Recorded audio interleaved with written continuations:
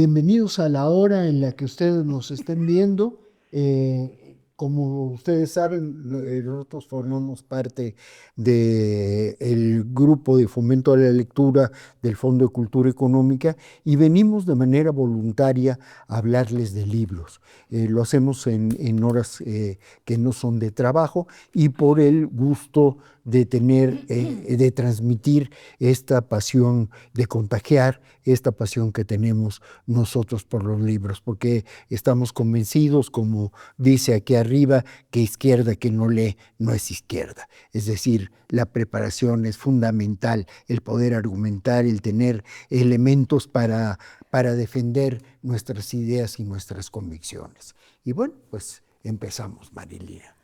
Pues yo traigo hoy un libro que se llama De Espartaco al Che y de Nerón a Nixon, y traigo sobre todo una propuesta que es la importancia de leer a los autores, a los personajes históricos directamente, no solamente a alguien que los interprete, lo cual no está de más leer un libro de historia, un libro de sociología o de ciencia política, pero leer directamente, las fuentes directas es algo muy enriquecedor.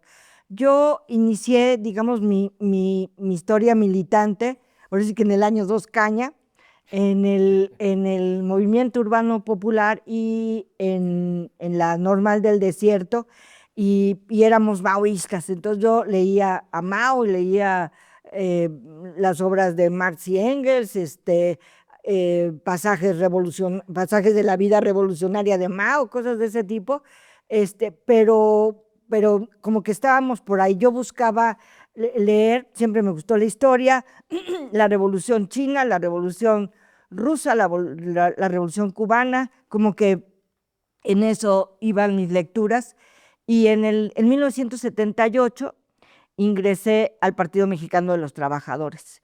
Y ahí, tratando, platicando, ahora sí que con Eberto y con Vallejo y con muchos más, entre otros estaba ahí Luis Villoro, descubrí para bien, ya la había estudiado obviamente en la escuela, en la secundaria, etcétera, pero descubrí como mucho, le di mucho más sentido a estudiar y conocer la historia de México. Fue con ellos, por ejemplo, que cayó en mis manos los apuntes para mis hijos, fue con ellos que descubrí realmente los sentimientos de la nación, etcétera, etcétera. Otro sentido a leer la historia, a comprender la historia, cuando eres militante y entonces lees el periódico de otra manera, etcétera. Y este libro, que traigo el día de hoy, es este de Espartaco al Che, es una antología que hicieron en el CCH, uno de nuestros compañeros más amados y queridos, que es Francisco González. Gómez. Francisco González Panchito, que es de los profesores del CCH que estaban detrás de hacer este libro, de hacer esta antología, de esa antología para que le abriera la mente a estudiantes en el CCH, y a ustedes también les puede ayudar a abrir la mente, a meterle carnita, a meterle lo sabrosito de qué significa ser de izquierda. Entre los textos con los que empieza, aquí encuentran, ni se imaginan, entre los textos con los que empieza está Preguntas a un obrero que lee, de Bertolt Brecht. ¿Quién construyó Tebas, la de las 7 puertas? En los libros se mencionan los nombres de los reyes. ¿Acaso los reyes acarrearon las piedras? Y Babilonia, tantas veces destruida, ¿quién la reconstruyó otras tantas? ¿En qué casas de Lima, la resplandeciente de oro, vivían los albañiles? ¿A dónde fueron sus constructores la noche que terminaron la muralla china? Roma la Magna está llena de arcos del triunfo. ¿Quién los construyó? Entonces viene Bertolt Brecht, viene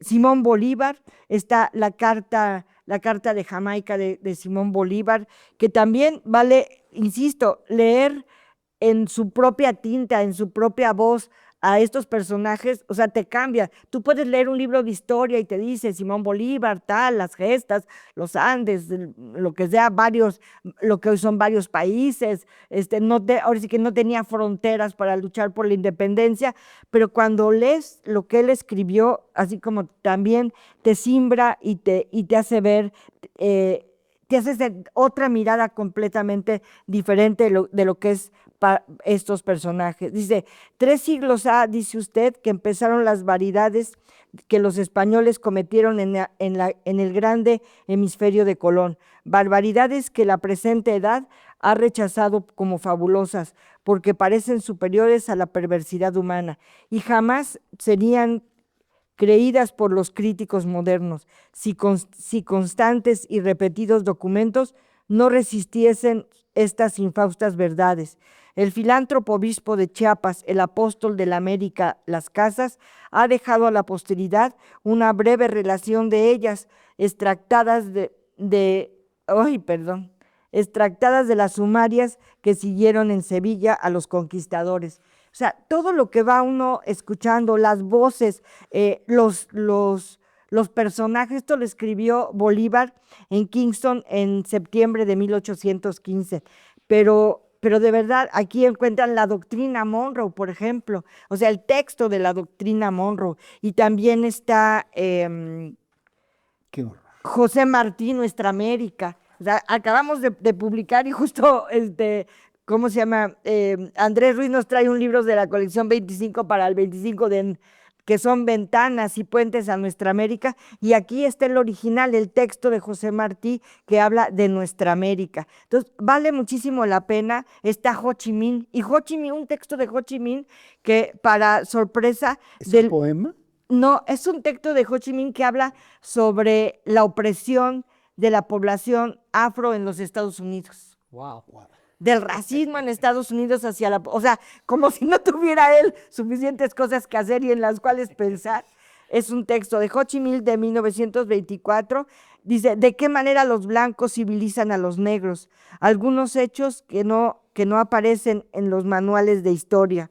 Y entonces aquí cuenta eso, los quieren civilizar, los quieren dominar y siempre mantener, o sea, como menores de edad, ¿no? Aquí hay textos de Marx, de Engels, está la lucha de liberación de Angola, en fin, de verdad es un libro que vale muchísimo la pena, pero si no encuentran este libro, porque a lo mejor ya no existe, a lo que voy es que pueden buscar en la UNAM, por ejemplo, hay una antología de textos de la independencia, y la segunda parte es una antología de textos de la Revolución Mexicana, y ahí te cuenta la independencia y la revolución, pero en textos originales. Entonces pueden buscar en internet UNAM, documentos básicos, Revolución, UNAM, documentos básicos, Independencia, y así les van surgiendo estos libros que existen. El PRI publicó a lo largo de su historia también muchos libros como este del nacionalismo revolucionario, donde vienen, bueno, encontramos hasta un texto de José Revueltas, ¿no? Aquí en una publicación del nacionalismo mexicano del PRI. Entonces, la invitación es esa, a que busquen fuentes originales, a que busquen la voz de estos que son los personajes, hombres y mujeres a lo largo de la historia, que nos dan carnita, que nos hacen que la sangre y que el corazón que nos late a la izquierda nos lata con más fuerza, con más emoción. Y yo creo que sí, todavía este libro se sigue reeditando porque sigue siendo texto de la Academia de Historia del CCH. Genial. Entonces a lo mejor sí lo pueden conseguir.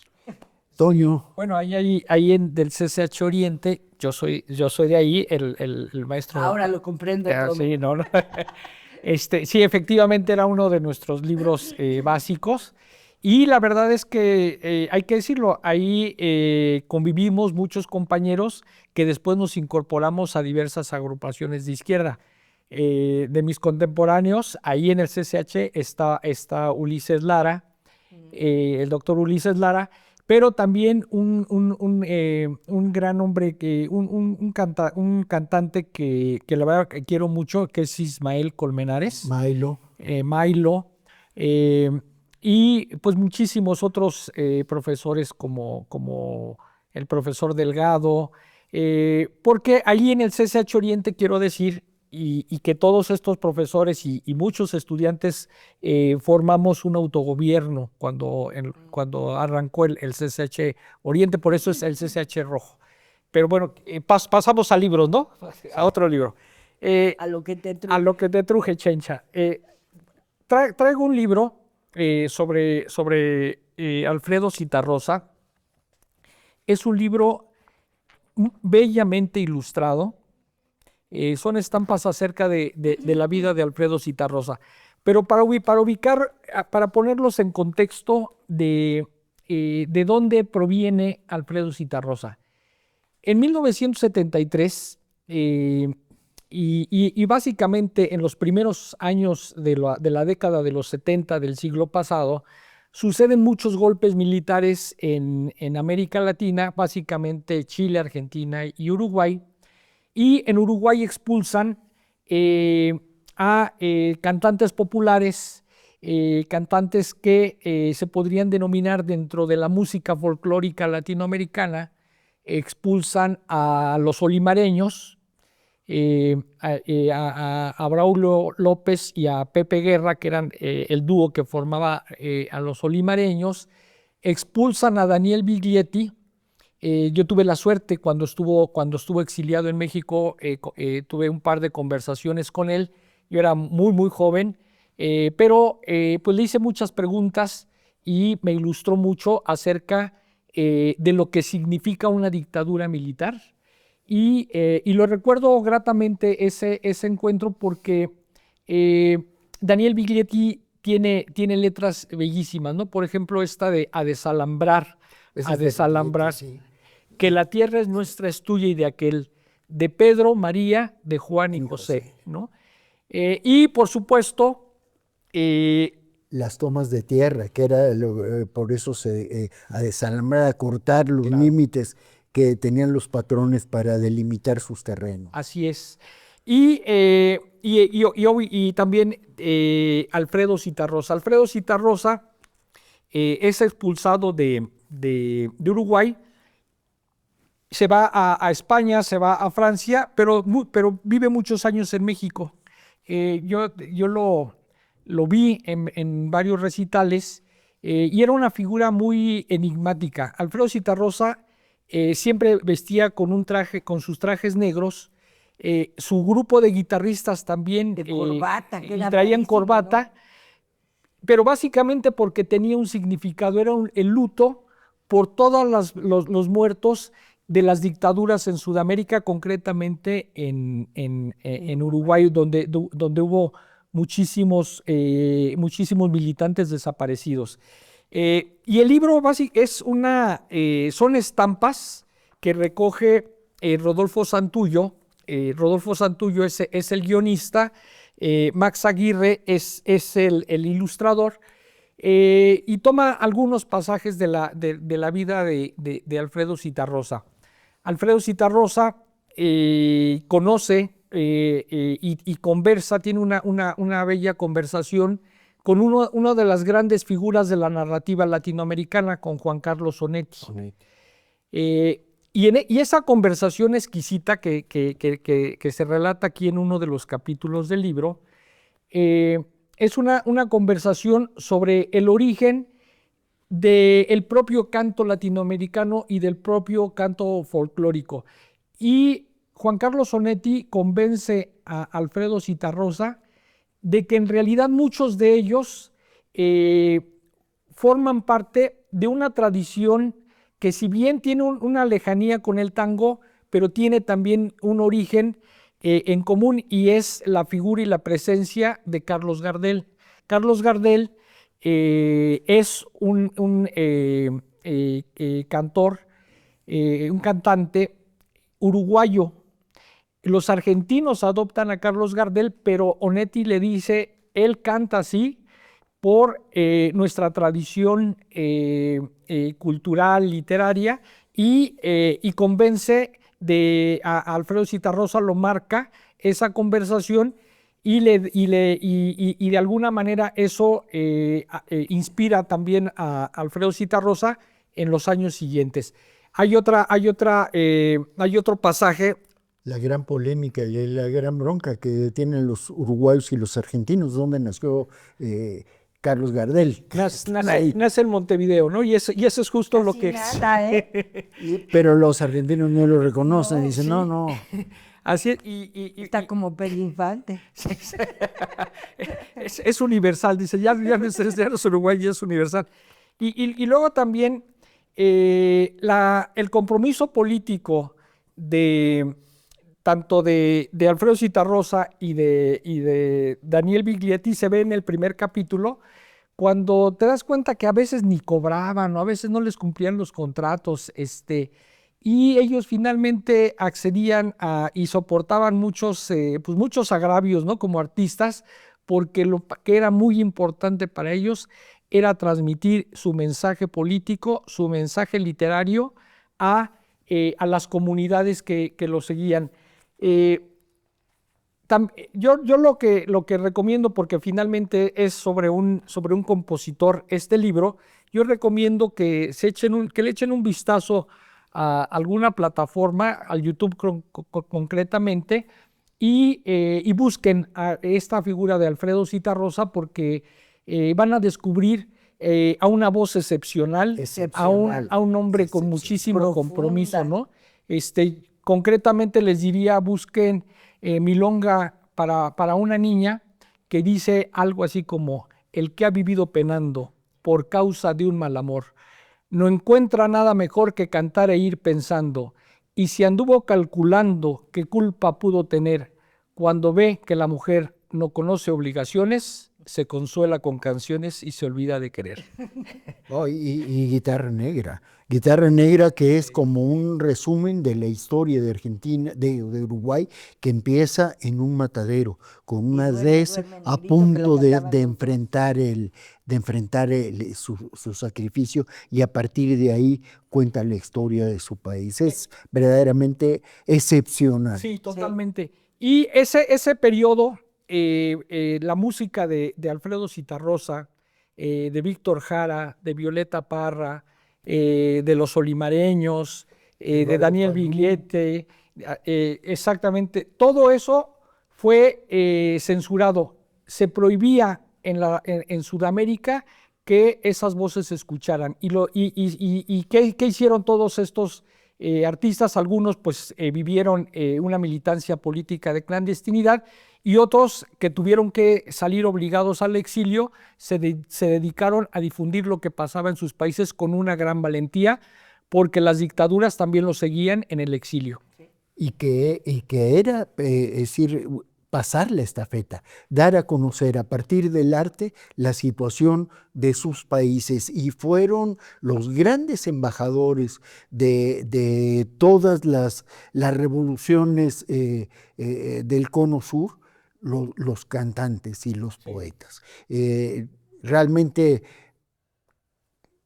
nos dieron a conocer toda que empieza un poco también con los cubanos, con la nueva trova, Sí. que ellos cantan a su revolución, pero bueno, aquí y una voz excepcional, la de Zitarrosa, y una forma de tocar la guitarra impresionante, y que tiene, por ejemplo, esta primera canción que decías, tiene mucho de la poesía gauchesca, ¿no? De Martín Fierro, de ir contando una historia a partir de una rima, a partir de décimas, y es interesantísimo cómo lo adaptan a la actualidad, ¿no? Sí, su voz, ¿no? Qué pena que no me duela tu nombre ahora. Sí. Qué pena que no me duela el dolor.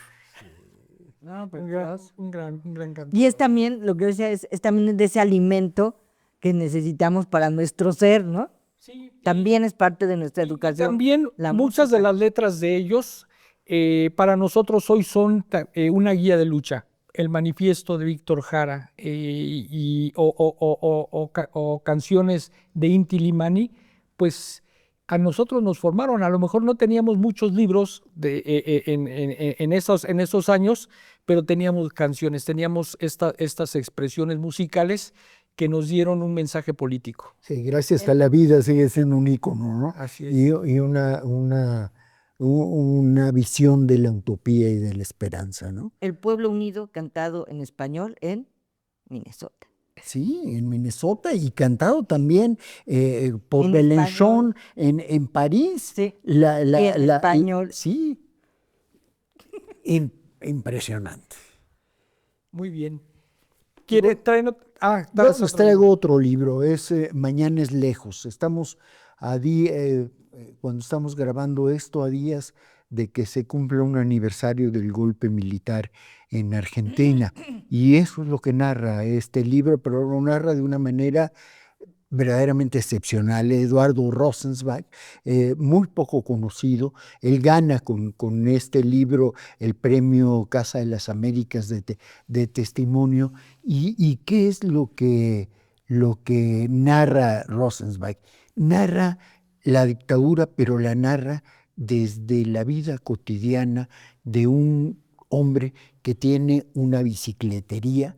Dice, no un local de bicicletas, no, una bicicletería, que es lo que decía su padre. Nosotros no somos fifís, tenemos bicicleterías. Y a partir de ahí va narrando, bueno, además está haciendo una tesis sobre la fenomenología del espíritu de Hegel. Y fíjense ustedes Ligerito. la complejidad, y en una bicicletería, la complejidad, pero cómo va hilando Rosenzweig esta narrativa para darnos una idea de lo que vivieron los argentinos durante la dictadura, de cómo tenían que esconderse, de cómo la corrupción de los militares en una pollería que vendían pollos podridos y entonces los lavaban con cloro y entonces eran pollos blancos. Entonces decían, no, y era una cosa estrepitosa, o como en la época en la que la subida de los productos era verdaderamente escandalosa. Es decir, una rueda de bicicleta que se compraba en la mañana, en la noche tenía un precio totalmente ¿Cómo están distinto ahorita? y hasta arriba. Y entonces a partir, por ejemplo, de eso, va contando lo que es la vida cotidiana. Dice cómo de repente se le poncha la llanta a alguien, porque además a partir de la bicicleta, que es una forma de lo más proletaria de transportarse, ¿no? Y es ahí, en esta vida cotidiana, donde uno va viendo, primero, las frustraciones, segundo, esta clandestinidad vivida con un dolor profundo por la gente que ya no van a encontrar, por la gente que fue arrestada, por el sobresalto, por ejemplo, de este hombre que va corriendo con una lechita para darle el biberón a su hija y lo paran a 2 cuadras de su casa porque están siempre que allanaban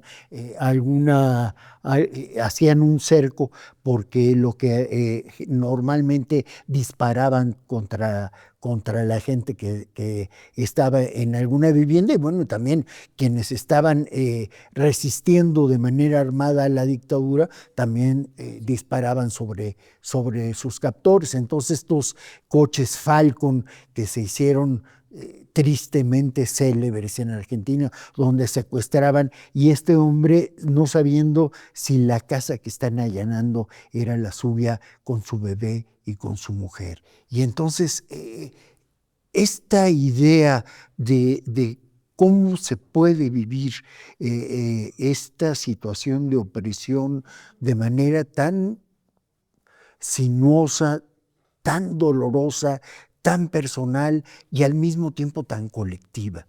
Porque después narra también cómo la dictadura de los militares se traslada a la dictadura de los financieros, es decir, el neoliberalismo, cómo ellos se convierten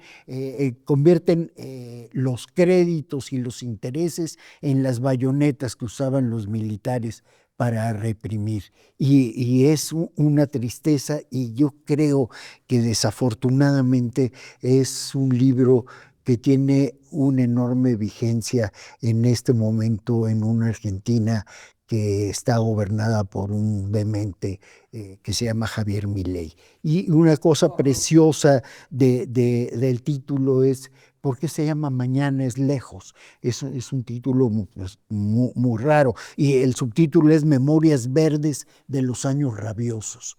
Pero mañana es tarde porque él está preparándole a su hija la cena y la hija ya había tomado sus alimentos, pero quería un juguito.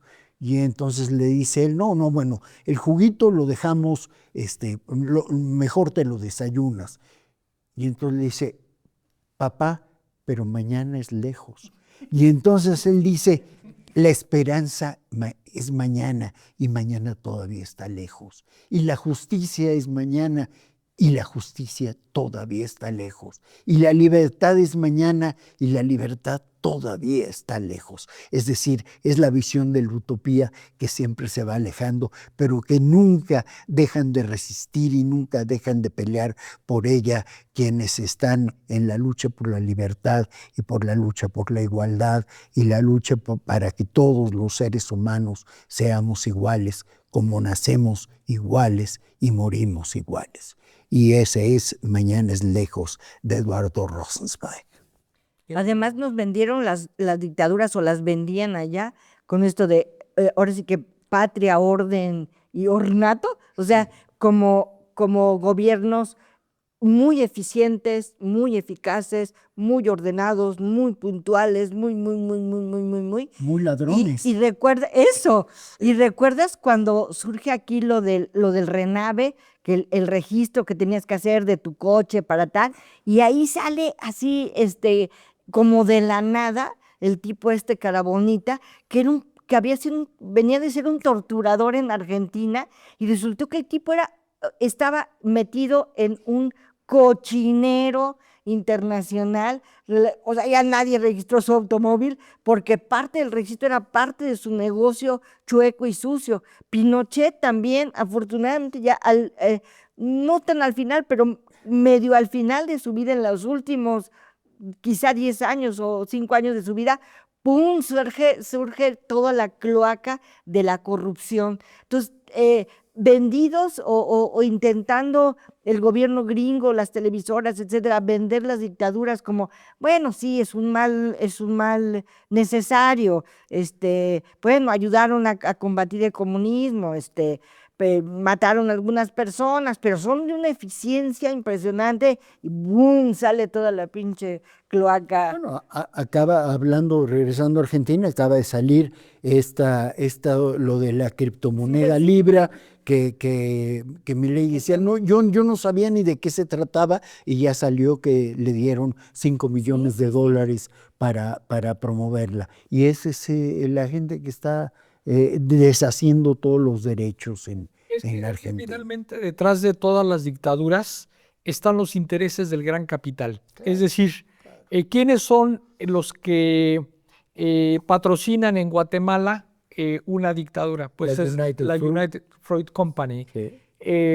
Y todas las empresas que auspician a Pinochet son empresas norteamericanas que estaban comandadas por Kissinger. La ATT. ¿No? La ATT, por ejemplo. ¿No? Y yo creo que hoy hay un paralelismo con Donald Trump. Es decir, cuando ustedes ven cómo Donald Trump empieza a impulsar gobiernos de derecha, quizá el único matiz de diferencia es que no está mandando militares, pero está mandando personajes de una probada corrupción. Es decir, este club que armó recientemente en Miami con presidentes de derecha, nauseabundos efectivamente, te deja ver hacia dónde van las cosas. ¿Le interesan las libertades? No. Les interesan el petróleo, les interesan los recursos naturales. Sí. ¿Les interesa el combate al narcotráfico en México? Por supuesto que no. Les interesa ver cómo pueden meterle presión al gobierno mexicano para tener beneficios económicos de explotación de nuestros recursos naturales. Es decir, estas figuras encabezadas por Trump finalmente son personajes que sirven, es decir, son sirvientes de los grandes capitales a nivel mundial. ¿Por qué los conflictos petroleros? Porque atrás de Trump hay empresas que quieren el petróleo de los países árabes y por supuesto de los países latinoamericanos. Pero aquí se enfrentan a un gobierno apoyado por el pueblo masivamente y que está defendiendo la soberanía con una dignidad y con una inteligencia absolutamente fuera de serie. Y bueno, pues con esto terminamos ya estos libros militantes y nos vemos en una siguiente emisión de Libros Militantes. Hasta luego. Muchas gracias. Gracias.